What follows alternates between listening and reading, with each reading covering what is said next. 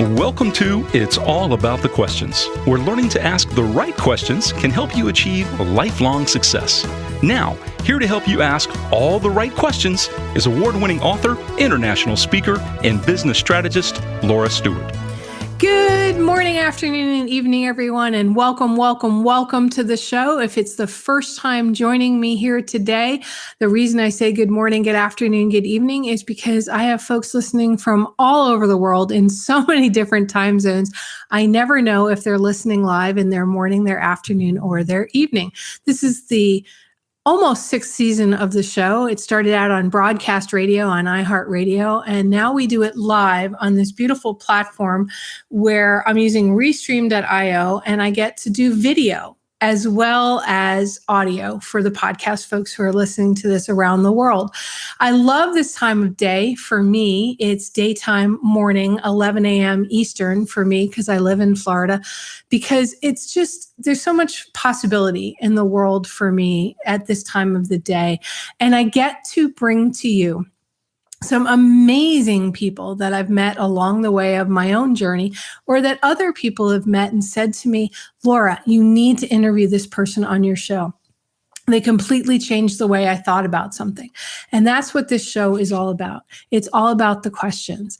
It's about shifting your perspective, learning new ideas, and implementing them, figuring out ways to change the way you're doing things, or to improve the way you're doing things, or, as some people have recently told me, let go some of the ways you've been doing things. So let's get right started with it today. I've got an amazing guest, and she is now right here on screen, Nicole Scheffler. Welcome, Nicole. Hey, good morning, good evening, good afternoon. It's so great to have you here today. Oh, and I forgot to tell my guests, yes, I still have this on, and I can't do my hair. I can't do makeup or anything. So, hey, we're just going to have fun. We're going to enjoy our time together, because Nicole is a fellow geek and she's freaking awesome. Thank you, Laura. I'm proud to carry the geek name anywhere I go. Yeah.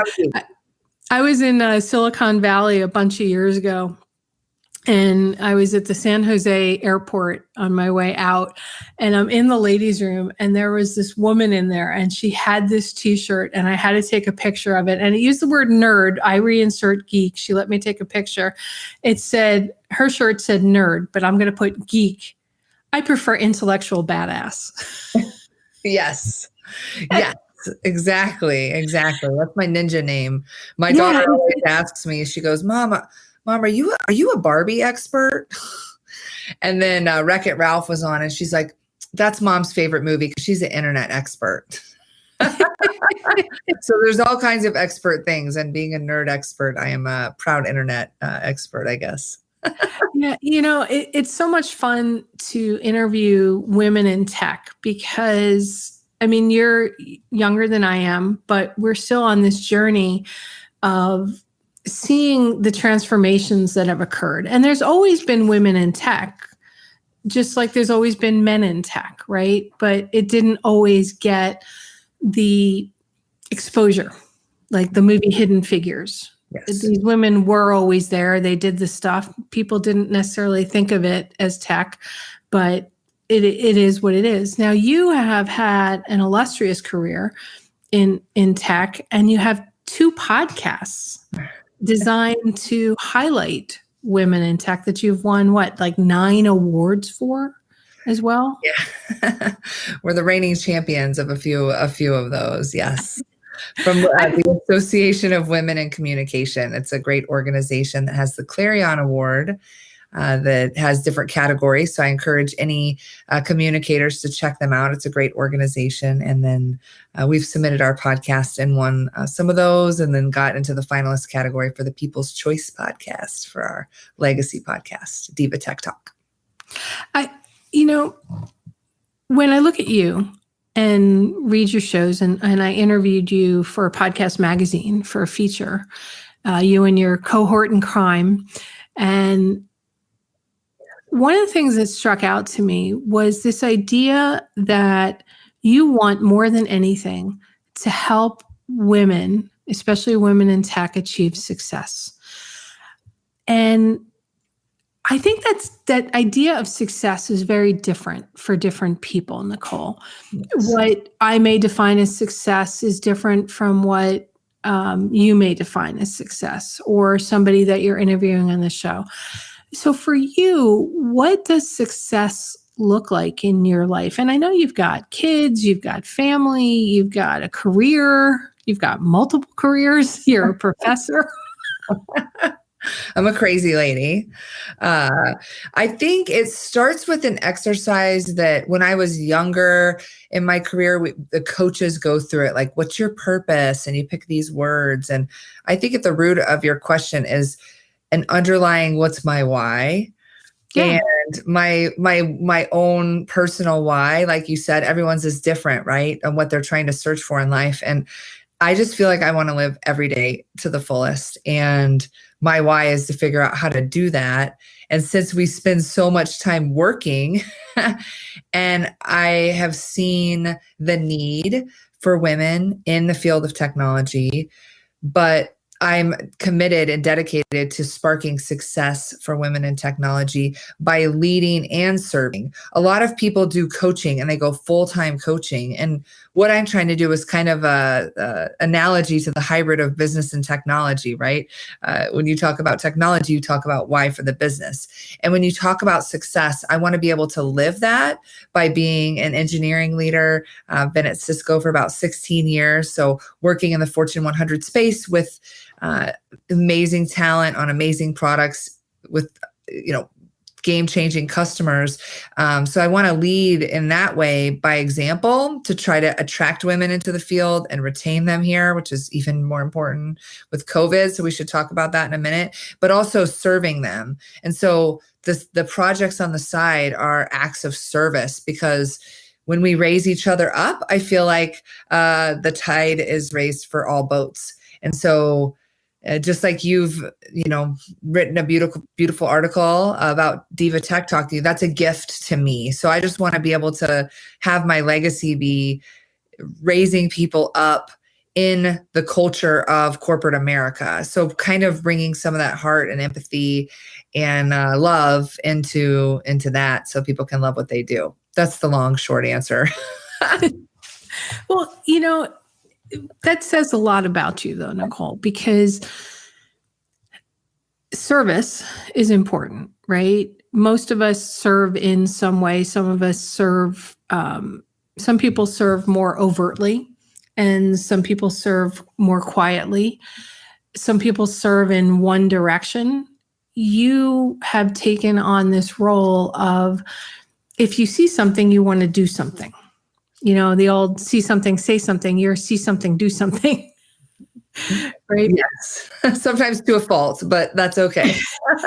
And it's funny you say that, to a fault, right? I have always taken exception to phrasing like that. And here's why. Because that's a judgment on yourself. True. And as women, we have a tendency to judge the different things that we do all the time. We put these boundaries around them. And I've started getting involved on Clubhouse. I've just done a couple of things on there with my sound-induced vertigo. It's a little hard because it's a pure audio platform, right? And I listen and see some of the things that are being said on that platform. And I go, really? Seriously? Somebody needs to start teaching people how to moderate a room that they're in, because they're just self-serving. And then I went, wait a minute, cap my own judgment, walk out of that room. If I have a problem with the room, I don't need to fix the room. They might be totally comfortable the way they are. And I don't know what your thoughts are around that, but you do massive projects for Cisco. You are a success coach to high schoolers, to college students, to whatever. Where do you see this whole idea as a woman, especially a woman in tech, who we've been judged forever? I know I have. Well, where do I see it for like the future, or just where? Just now, like what are you starting to see? Are you seeing shifts? Do you find that a lot of judging is going on, especially since COVID, right? So a lot of the judge is in ourselves. We're our own worst enemies sometimes. So understanding how to reverse what's happening to you. I mean, I think right now as a collective, the world is already going through so much. And then we're going through things on top of it. It just makes it harder. You don't have your support system. So one thing I've done, just a note on survival, is to try to take whatever I'm struggling with and reverse that into like some type of positive affirmation. So if I'm worried that someone's going to get sick, I'll say, someone's feeling really well, or, really trying to focus on that. And then what is the main thing right now? And that's getting me through COVID. For women in tech, I think there's a few good things happening. For one, it's increasing the rate of digitization. So exciting, because we have accelerated something that I've done for 16 years, working from anywhere. So for me, it's natural to work from here. I didn't stand up this home office, March 2020. It was always like this. It just became more cozy, and we're inviting each other into these spaces together. And so I think there's a few things happening for women. Unfortunately, the biggest thing that I would like to say is how important my mission has become. I've always been passionate about women in technology, but with the pandemic, more and more people have lost their jobs, as we know, and women are leaving because of the need for them to serve as mothers, to help with school, and to make tough choices for families, for health reasons, or travel reasons and things like that. I think it's an even more important reason, because we've made so much progress in the last 20, 30 years. And if we don't keep our feet on the gas, and companies don't really intentionally start to diversify their talent in all ways, then we're going to lose out on the innovation that could save the world, right? Yeah, it is. It still fascinates me. Now, I have no children, okay? And I'm not currently married either. That it's still, in this day and age, falls to the woman to take care of all those things. The greater percentage of it, right? And this does not happen in every house, because I know this because I know this. I have friends that it's more of a sharing of responsibilities, but that's not the lion's share of the environment. And I'm curious, do you think that's because women choose to continue to take on that role and not push back, or because, there's a genetic predisposition to, we just need to do these things, so we put ourselves last over somebody else? We do tend to put ourselves last, for sure.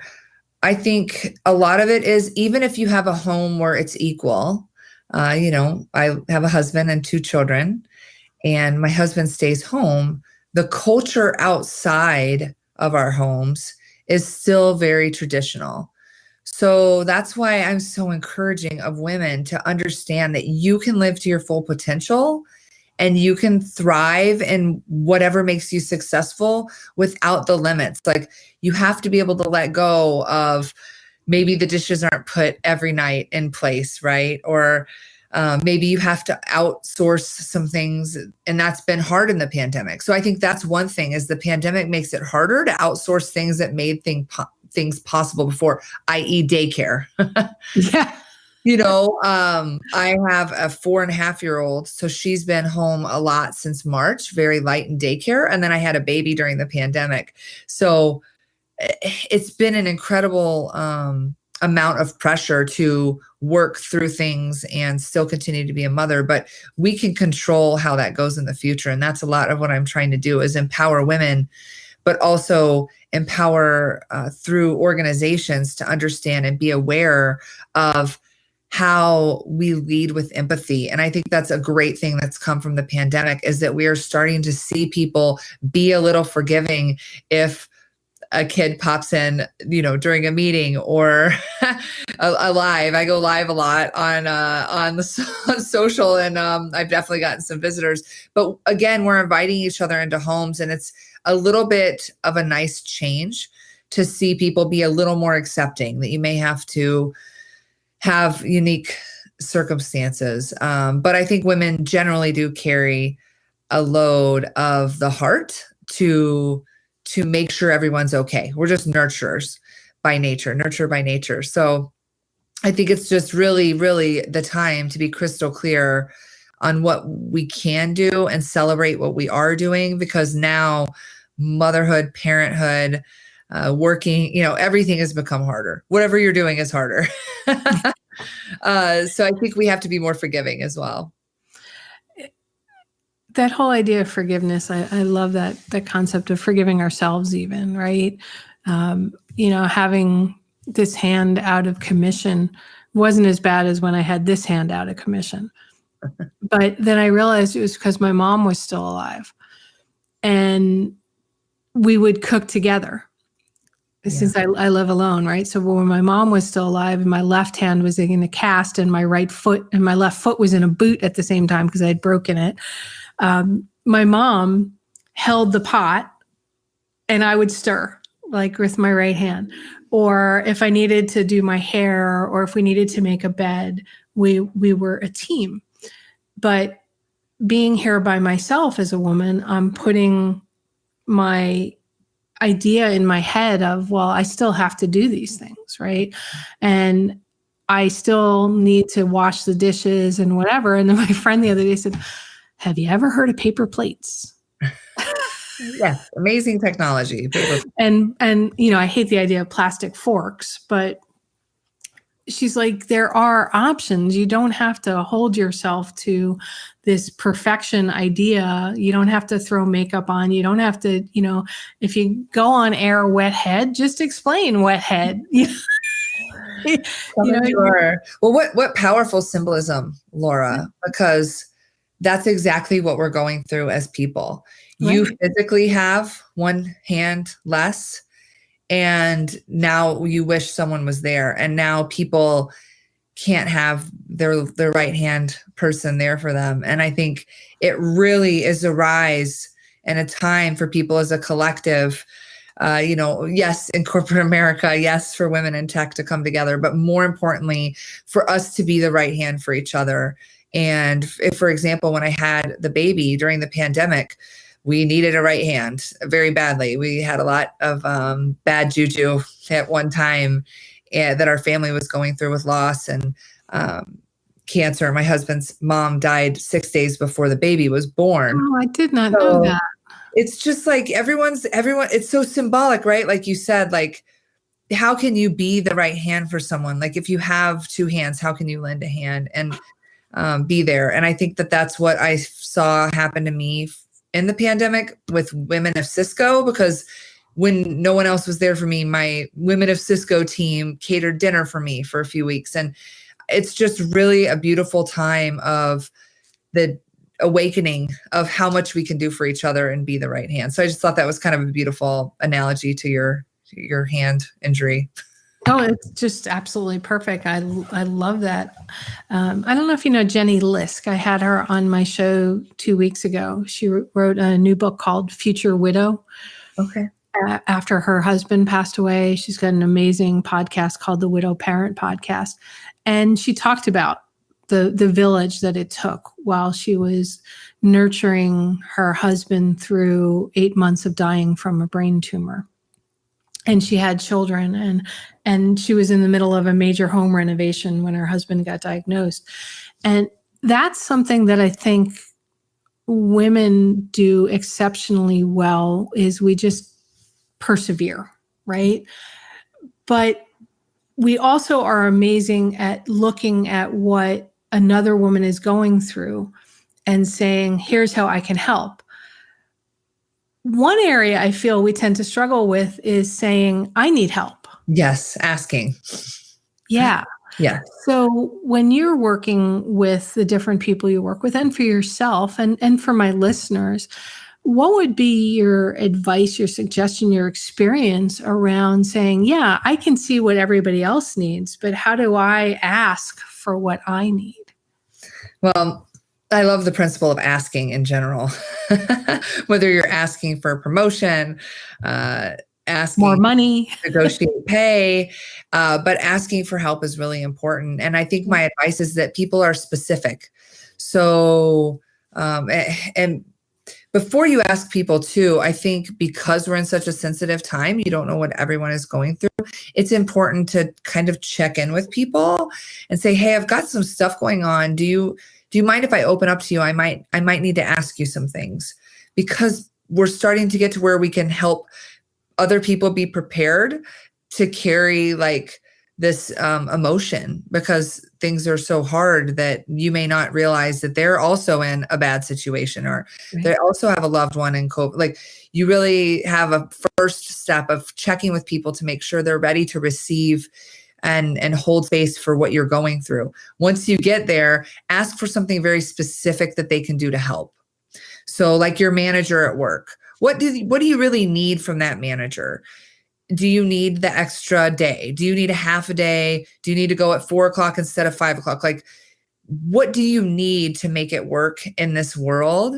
And be specific about it. If your friend, you need help from them, what do you need them to do? Do you need them to bring a meal? Do you need them to come over and do laundry for a weekend? Like, I wish I lived by you and I would come help hold the pot, but also do laundry, right? And I have to change my sheets and I'm dreading it. Yes, you need like a Uber service for like a DoorDash for sheets changing, right? For little things. So I think it's checking with people to make sure we're okay, but being specific on what people can do, and definitely not being afraid to ask. We have to ask. It's time for the rise of the collective. And I think people's hearts have grown in this. I think we have a lot more to grow, to continue to be unified and embrace diversity. That includes gender diversity and racial diversity and everything that comes with that, and just different thoughts, political unity. I mean, we just need to come together as humanity right now. It's just, I think everyone's feeling so overwhelmed. So I just give a big hug to everyone out there who's watching this. I miss being able to hug people and smile people. And I think that humanity does. Like, I know you kind of see it in the innocence of a child, right? What they miss and the simple things that they miss. And so we got to kind of get through this together. Yeah. I want to kick to part of what you just talked about, because you talked a little bit about asking inside work in addition to the asking outside of work stuff. And my God, I wish I could take notes right now, which I can't quite. You should see my handwriting. It's quite funny right now. So I'm just not even bothering. It's just whatever it is. I'll catch up on all that stuff later. It's only another week and a half. But with what's going on for women at work, especially, and even for men working from home that maybe weren't before, but let's talk women, because you and I are women, and both of us are all about empowering women. And we see that they don't often, as we just talked about, ask for what they need. I know Cisco is very big in empowering and also the work from home environments, but there are a lot of corporations who are not, right? So there's a lot of women out there in tech or otherwise that now are working from home. They are teaching their kids. They are cooking every meal. They are taking care of their homes, their husbands, they're this, they're that. They feel they need to take it all on. And their bosses seem to feel that they should work 24 hours a day. And this was an issue that was happening beforehand, right, Nicole? I mean, with the advent of smartphones and everything, I mean, we respond to emails all times of the day or night. What would be let's have a conversation about this, about how you can safely set boundaries with who you work for, with your boss, where you can approach it in a way where you're not like, they're going to fire me. I mean, that's always a possibility, but let's talk about it. Yes. I think, for one, we are connected 24/7 on these phones. So we are constantly connected. As a trade, we need to realize if you're going to be constantly connected, then you constantly need to have a little forgiveness for, like I said, the meeting. I'm breastfeeding. So maybe I might have to step outside of a meeting to pump or, run upstairs to visit my child. I think employers need to understand how they can change their policies to be more accommodating to all, for everyone in these situations. I know that at Cisco, they gave us a few days off when things were stressful. They also changed some of the education we were getting around movements, which helped us create a higher level of understanding from diverse, like different types of articles and speakers that they would bring in town halls, like the rise of town halls and transparency. I think you also can't assume that women are going through more. However, I have a special place in my heart for people with very young children during this, because I had two, and it was just so hard. And I even had maternity leave covering part of that. And I was still kind of hustling, creating podcasts and such, but the struggle is real. And so you have to set boundaries. One thing you can do is set reminders in your calendar to save the space. And that's really important. So if you think your boss kind of okayed for some flex time for you, say I needed a pump, maybe I put that 30 minutes in my calendar. In fact, everyone should put lunch in their calendar, because now that everyone's working from home, you will do what I realized I've done for 16 years of working remote, is sit at my desk and eat. Right. Or text someone, hey, can you bring me down a bagel? No, absolutely not. Put something in your calendar for lunch. Even sometimes I'll change, how you could do like meeting location. I'll put like living room and like this meeting's in the living room, and try to change a little bit of the scenery for my own. I'm laughing, but that's brilliant. I gotta go. And you pack up your stuff and you act like you're going to a conference room. And then other times as well, if you're doing a meeting where it's not a video meeting like this, and you don't have to take notes, say you're listening mode, or you're getting an update from someone, or you're catching up with someone, hit the road, take a walk with it, right? I noticed a lot more people were walking. It's good for people to know, because if they call on you, they could think you're just really out of breath. If you're like, hey, I had that happen to me once. Everyone's like, are you okay? I'm like, yeah, I'm just walking. I'm just really, I had a meeting really like that the other day. I'm not pregnant now, but so I think those are some tips that I have. But again, now I think we need to look at employer policies more, and we need to look at how do they treat women during this time? How did they treat women? What changes are happening? And it shows a lot of the real company, right? Like, what are they made out of? And just know that for women in tech, we need you. Don't give up. Stay with it.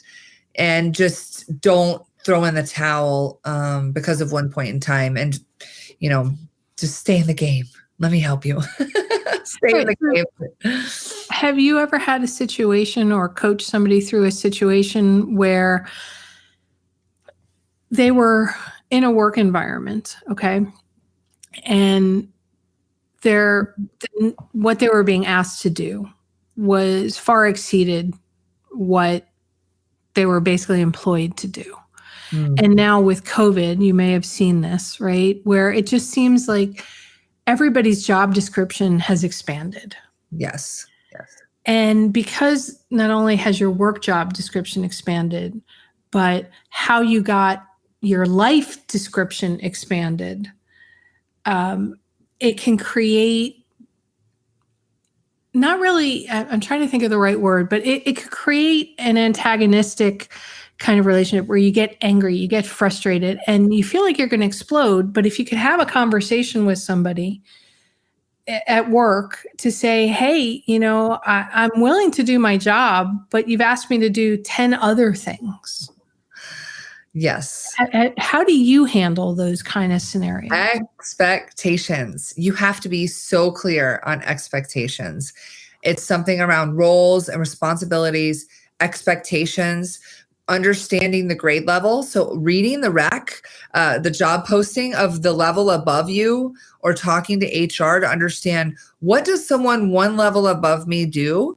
And see, are you fulfilling those roles and responsibilities at that level? In that case, you have proof to say, I have been working extra hard, taking on extra. In fact, I looked at the senior manager job, and I'm doing that function. So I'd like to understand when we can come back to a conversation around my ability to get paid in that fashion. So I think part of it is equal pay. We still have a huge problem that I'm more than happy to speak about at any time around equal pay for women. It comes back to my ask. So we're getting to a point where people are talking a little bit more about pay parity. But I think it's not just talking about pay parity when you're getting a new job, but talking about pay parity when you're in a current job with the things that I talked about. For sure, that's a definite one. Yeah, the pay parity one is always such an interesting conversation. I left corporate life because I got disgusted with it and started my own company, my own managed service provider, tech services company, because I was just like, forget this, it's just not worth battling it out in corporate America anymore for me. And one of the things I learned heading my own company and having employees is how quickly and easily it is to understand why a lot of those corporate policies went into place, right? Because without them, things can go really far left. And I'm not talking the political left or right. I'm just talking, they can go south really quick if you don't put some structure into things, and around salaries as well, people's expectations around salaries. So for a number of people, they feel like, well, I should make more money just because you feel like you should make more money. Where do you stand around this whole idea? Women, men, doesn't matter. I have issues if, in corporate life, I had the exact same job as a guy and I got paid less. Yes. And I actually had more degrees than the guy, but he also came in through a different track.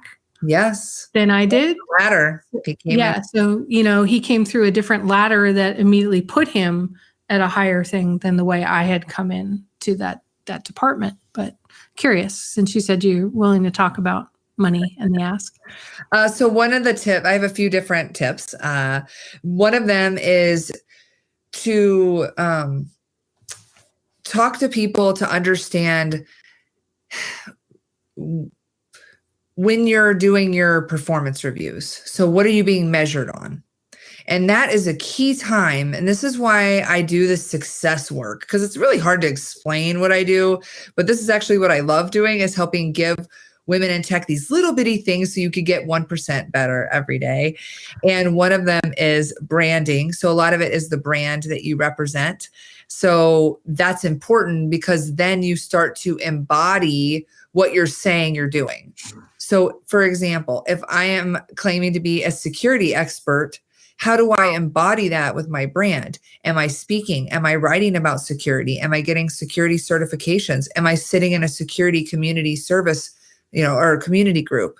Am I, what am I doing for that? And I think if we start to create the action and prove it, but then when you have performance review time, and if you're listening to this, please take your notes. I'll write this one down for you, Laura. Well, the beauty is, the transcripts will be up on the website. Yes. The podcast will be there. You can keep listening to this over and over again, but take note, everybody, right at this moment, there's something really important to take a timestamp. Go ahead. I want to talk to you about performance review magic. When you go to a performance review, your boss has an HR system guide rail of what they're measuring you on. I've studied a lot of the work of Marcus Buckingham and Ashley Goodall around the 9 lies about work and around doing work that you love and having things every week. I would analyze, what did I love last week? What did I loathe doing next week? And we still have a little further to go with some algorithms that kind of can pop out what you really love and give you more reports on that. But that's the system, the guide rails. You have to be beyond the guide rails, and you need to show how you did your core job and how you became a master of your craft. In order to get any type of upward momentum, in order to even move from one job to another, you need to show that you are a master of your craft. And it is these performance review times where you can prepare. I do unsolicited performance reviews. That's the magic. I go, here's your guardrails and here's my beautiful presentation of everything that I've accomplished. Starting with my core job, I find that because I do extra outside of Cisco, even like Women of Cisco work or the podcast and things like that, I always want to prove why I was above and beyond a master of my craft at my core job. And I think everyone should be able to say that. If you can't say that, then you shouldn't layer on extra things, because the company wants to see that even if you have a child at home, even if you have this, are you mastering your core job? And if not, then you need to know what to ask for to help. Again, what do you need to ask for? Instead of dinner, you might say, I need someone to do this function because this is taking me too much time.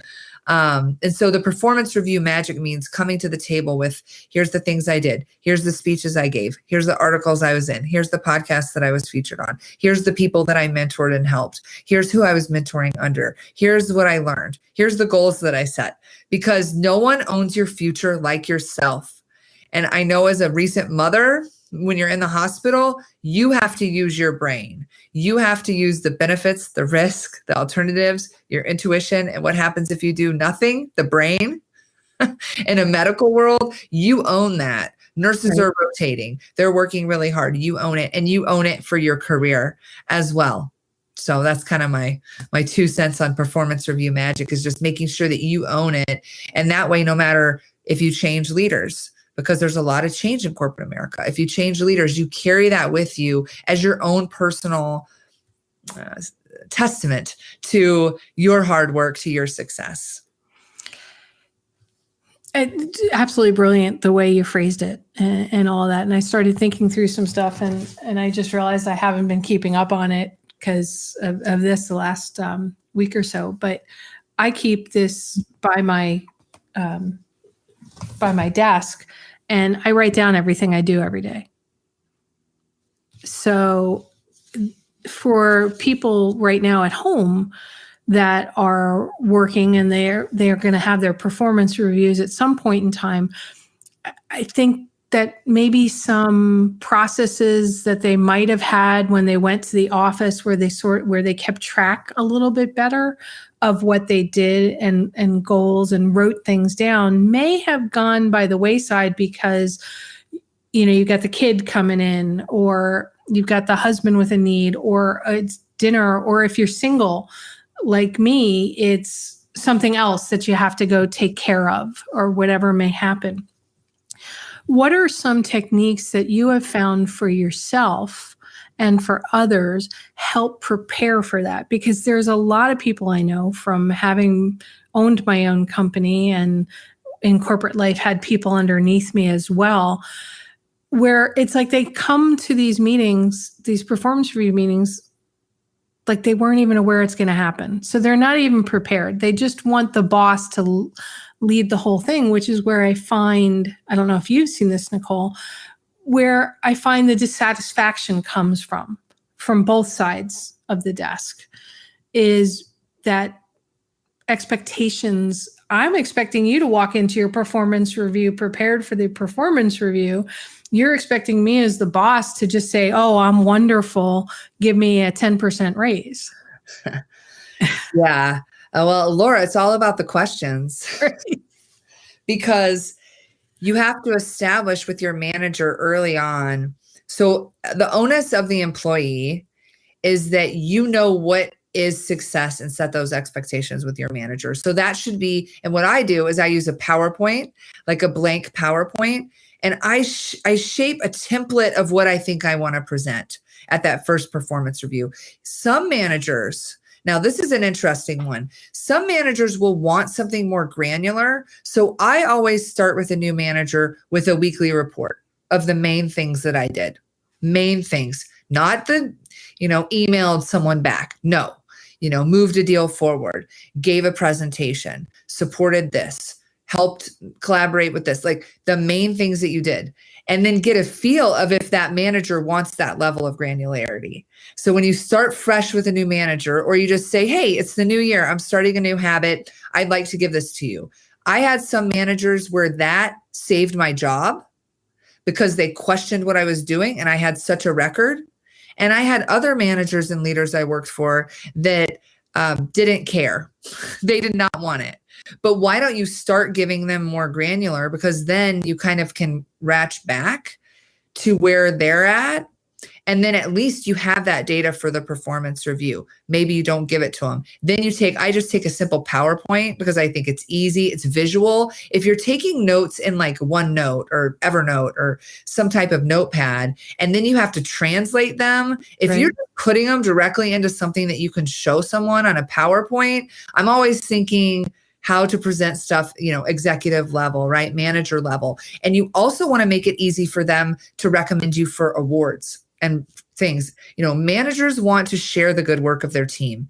Managers are successful when their people are successful. So if you as an individual contributor can show all the great work you're doing, it makes it easier for them to recognize you as well. So you want to kind of think about it as like, okay, here's my wins from the last looking back, and that should be set with goals. So going into your performance review, either you had goals you were working on that you can update that were agreed upon as expectations, and you either met them, but you also want to be setting them moving forward. So you want to be setting the pace. And if you can control that as the individual, then you kind of can control more of your career.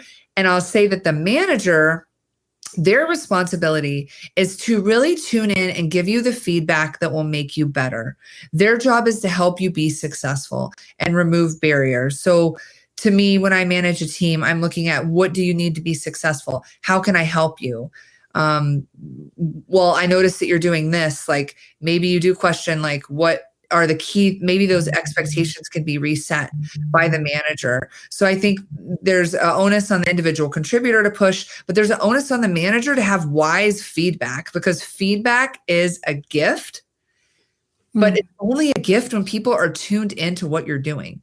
So if I say, oh yeah, like sometimes I have a lot of things I like write. I'll give something to my husband. I'll say, hey, read this. He's like, looks good. Sure. Looks good, right? You don't want like a looks good from your manager. You want your manager to be invested so that they have what I call the 20%, the things that will really help you sharpen your knife, because every good athlete needs a coach, and every good employee can have a manager to help them be better, reach their goals, be more satisfied at work, contribute to the corporate culture, recognize what they need, because they may not ask. So the manager sometimes has to see what they need, even if they're not asking, and try to provide that. But that's kind of a philosophy of leadership. So that could be many ways. It's a great philosophy of leadership. And BJ, thank you for the comment on social media, by the way. Appreciate that. When I saw BJ's name pop up, it made me think of another. I'd already been sort of formulating some of the things you were saying, because there's so much insight, right, in everything that you said. And I'm glad we told everybody, okay, pay attention, timestamp here, so you can go back and magic. But let's let's take a step to another direction with that. For those that are listening that are entrepreneurs, that are not working for somebody, that do not have a direct manager, I see how a lot of what you said can apply towards their relationship with their clients. Because you need to do a lot of those same, you should be doing those same things with your clients, because you want to keep your clients happy. You want to keep that relationship going. I can't tell you, you've probably seen this a 1,000 times, Nicole. People have clients and they're like, I don't understand why the relationship went south. Or how come I'm doing, I'm sending these bills and they're like, well, that's not what we agreed to. And the bills are so much higher than what was sort of agreed to, because the person kept adding on to the project. But the entrepreneur didn't say, well, wait a minute, that's a change. So can you take what you were saying about a manager-employee environment and shift that to an entrepreneur-client environment? Absolutely. So cool. See, I knew you could do that. Yes. No, I love it. I want to totally. A lot of it has to do with the expectations. So in the corporate world, you're working under the expectations of your boss, who guides your career in the way, right? They're kind of in charge of you there. Well, in the world of small business and entrepreneurship, your guide of if you're hitting the mark is your customers. So you need to be really committed to understand that your customers are a journey. As George Bryant says, relationships beat algorithms. I'll give him a shout out because I've been studying under him lately, and he does a great job talking about understanding the customer journey. That all comes down to, what did you promise that you'll deliver them? And are you delivering that? And where are you at in delivering that? If you did deliver it, how can you show that you delivered it? So it's the same thing as coming back to a performance review. Although you should go back to your customer, and guess what? That customer is going to be your biggest fan because you've ensured that you got them what they need. And if there isn't, then you open the door, taking like a performance review conversation and doing a QBR, a quarterly business review, or some type of process with your customer where you show them the great work you're doing, because they may not know. Just like a boss may not know that you're off doing all these wonderful things. That's why you have to tell them. That's what you need to do for your customers. They may not know that you backed up, all their data, or you made custom logos for their, event, or that you helped troubleshoot this, or you helped one of their employees get stood up. I mean, there's so much that goes on. You have to show your magic through the performance review. And so absolutely. And I will say one other thing. The reason why I do this is because not only does it show what you're doing for accountability to your manager or to your customer, it helps you see that you've achieved. And success is a matter of setting up your own goal line and pushing towards that goal line every day.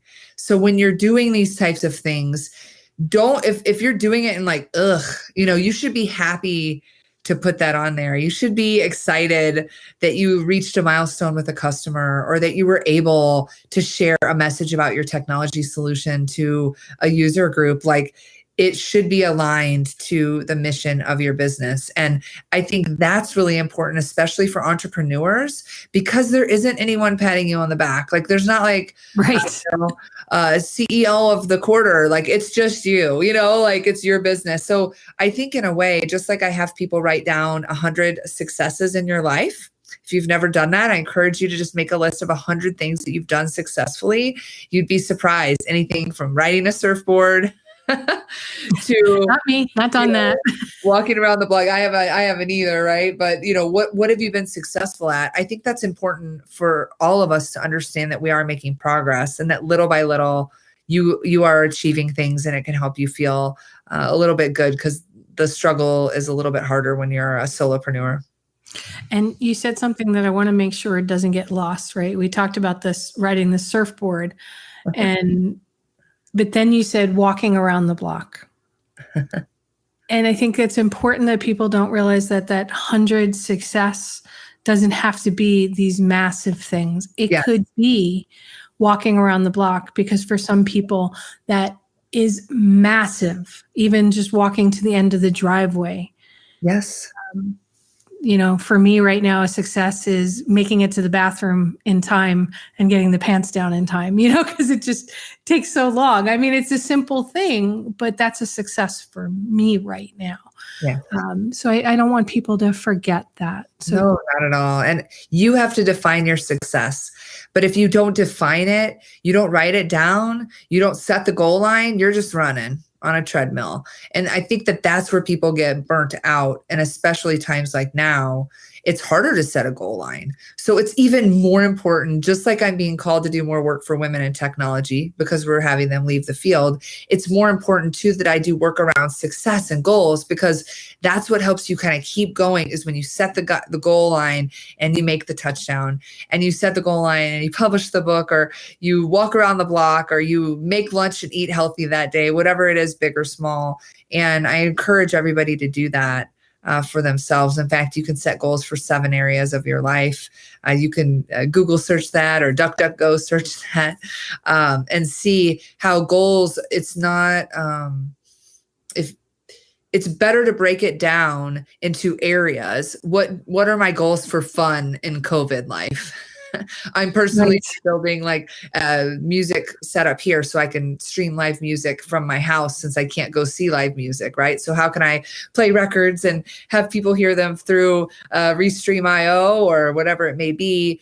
And then what are you doing for personal relationships? What's your goals for legacy, your physical, your career, your community? You know, really looking at those areas of your life and doing some giving, because that can help you kind of get your morale up for persevering through this crazy time.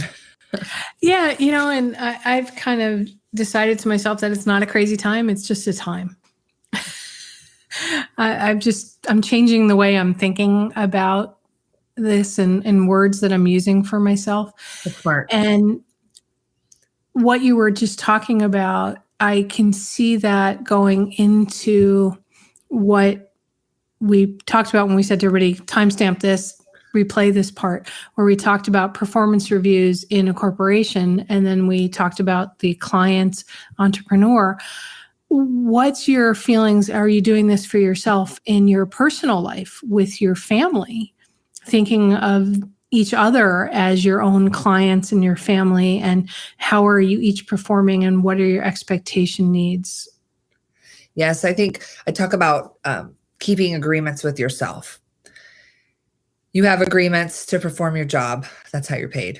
You have agreements with your customers. That's how you get paid. And you have agreements with your family, and they're through the eyes of the child sitting across from dinner, through the tiredness of the eyes of your partner that's doing too much, that needs a break, that needs a foot rub, that needs, some kindness. It's someone, in my case, my daughter asking me to play Barbies. Yesterday we painted, we sang and danced, and we played Barbie. It's what do they need? And I'm very attentive to that. I'm a little bit of an empath, so I think it's a blessing that I feel connected to tuning into that. But it's also incorporating my family into some of the stuff that I'm doing. So on my podcast, you're going to hear my daughter doing some intros. Thank you for coming. She shared her goals on the podcast that we released today for Tech Diva Success, or that we're going to release today. And her goals are to catch a fish and go climbing in this year. She's 4. So I think it's also integration for me, because I do live a highly driven, successful life. So instead of hiding it, how can I make it visible so she sees that I'm helping people? So when I go down to work, I'm not like, I got to go to the basement to work. I frame it as, I'm going to go help my friend build her career success. I'm pretty bold. I love that. Awesome. Help my customers build a solution so that they can get on the internet securely. I mean, it's bringing them into part of it is good too. And then being a part of their life and understanding what's important to them. And self-care is really important, and making sure you find balance. But balance isn't, this many hours this day. It's never exactly, this is the balance. The balance is ebbs and flows. I always laugh about the cookies on the plate story, right? So I'm the kind of person that I carry a lot of cookies on my plate. I do a lot of things. And sometimes when my plate gets full, I'll hear from my friends or family like, Nicole, we're worried you're doing too much. And I say, I understand. I'm not taking any more cookies right now. My plate is full, but I'm not going to throw the plate on the floor. So let me hand out the cookies. Let me get them off my plate. And then when I hit that point, I make sure I come back down and schedule the time just for my family and reserve that time to be a super mom and be goofy. And it's about quality time. And you can't always have it be quantity. It has to be the quality, because you could sit there for, a million hours while your kid's on an iPad and, but you're not interacting with them. But are you building a Lego jewelry box? I don't know. That sounds like fun, a Lego jewelry box. A frozen Lego jewelry We're getting box. close to the end of the time today, and I could talk to you for hours, Nicole. I know you've got a book coming out that you said isn't officially launched yet, but you're willing to share with us about that. And I also want to give you an opportunity to share how people can get in touch with you and where they can find your great podcasts. Wonderful. And I will say that this tattoo is not real. I'm glad I talked about my daughter because well, I do love Pokemon, but I will say that I noticed it was a little bit in the video there. Throwing it in the video. So yes, I am really dedicated to sparking success for women in technology by both leading, like I said, and serving. And I do that in a few ways. I have kind of communities with the podcast. We have the Diva Tech Talk podcast that I've been doing with Kathleen Norton-Schock for over 6 years. We have over 100 episodes, and we tell the career journeys of women in tech. So basically you can listen through, read the article about them, see them, and see if that resonates with you and help let that inspire you to be in it. I found that a little narrow because we have so much other diverse ideas that can help inspire women in technology. So I started the Tech Diva Success podcast, which is open to men, women, coaches, all kinds of people who have success tips for women in technology. That's the smaller show. So if you're out there and you want to share your gift for women in technology, I would love to talk to you about it. And then I have 2 books. Okay, wait. So names of the 2 podcasts again? Diva Tech Talk and Tech Diva Success. And everything is available at techdivasuccess.com. All the goodies. Thanks for the thumbs up there. And then my book with Jack Canfield is really good. You can read about ERO, my favorite formula, The Secret of Life, which we don't have time for, but it's kind of my secret of life. I have a YouTube channel where I talk about that as well. And then the sneak peek is this book. Super excited. 1 Habit to Thrive in a Post-COVID World. So this is full of amazing habits that you can do to try to thrive. A lot of it is, video. I talk about masking up your technology, which is a play on securing yourself in the digital world. Security, so hot right now, security. Yeah. And whether it's owning your data or mastering the technology you need, this book is full of habits that you can embrace to thrive post-COVID. And that is actually going to be launched this Friday. So you could check it out on Amazon. And they have 1 Habit books in many different areas. This is the post-COVID one, which is another great way, I'll say, for anyone out there who's looking to be an author to contribute. Feel free to reach out to me. I'm happy to share my experience. It's a great way to take something that you're passionate about, a little tidbit, and work with some other great people in collaboration to create a book for the author out there that doesn't want to spend all the time writing and the process that can occur with books. So I would love to connect with anyone on social media. Tech Diva Success, you can find me on there. And I have a goal setting workshop content, and I have a private Facebook group where I preview all of my courses for free, kind of as my beta test if you're in the private group. And they find that where? At Tech Diva Tribe. It should be listed on Facebook. Okay, and that Tech Diva Tribe. Yes, it's more of an action-based group versus the page is more for updates on what I'm doing in the collection of body of work. But the tribe, the Tech Diva Tribe, shout out to my tribe out there. That's where we get it done. That's where we do the work. We're setting the goals. I'm sharing these tidbits, and people are getting, hopefully, bringing in more women into the field of technology and letting them stay there to make a big impact. I love it. Thanks so much for being on the show today. Yeah. We talked about a lot of really cool things. I know it wasn't necessarily cohesive in some of the topics, but it got to what we were really trying to talk about, which is empowering success and the steps that you can take yourself to do it. And I hope we got full tips. If one tip, then hey, that's a win for me. You shared so much information in spite of my being a bit scattered at the beginning, but the ibuprofen finally kicked in. So yay! Hey, ibuprofen. Gotta love the little things in life, right? Yeah. And I love so many of the techniques and tips that you shared and the strategies that you shared to help women and men be successful, whatever their career path may be.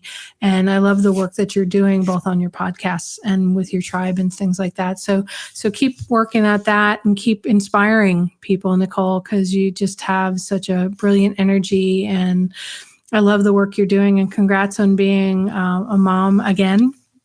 And since I understand how difficult that is, not only non-COVID, but pre-COVID. If there's something I can do to help you out, please let me know. Well, like I said, if we were together, we could watch babies and cook together. There you go. Baby hold. But hopefully everyone goes out and does something nice for someone today. Pay it forward. I love that. Yeah, that's a great thing to go out and do something nice. So thank you for being on the show. Hang on, and I'm going to close the show up, and I'll be right back to you. Thank you. All right, everybody. Nicole Scheffler is just like totally amazing with the work she's doing to empowering women. And so are you. You're watching this show or you're listening to this show on podcast and you have an idea. You have so much that you can be doing for the world, but if you don't do for yourself first, you're not going to have anything to give to the world. So know what you need. Know what your asks are. Know what your boundaries and your expectations are. And if you need some help doing that, you can reach out to Nicole. You can reach out to myself. Let me help you help yourself and help others in the world. That's what Nicole and I stand for. That's what we want to do in this world. So remember, at the end of the day, the right questions can change your life. So what are you asking today? Have a great day, everyone. You've been listening to It's All About the Questions, starring Laura Stewart. Connect with Laura at it'sallaboutthequestions.com and download a free workbook that will help you ask better questions starting today.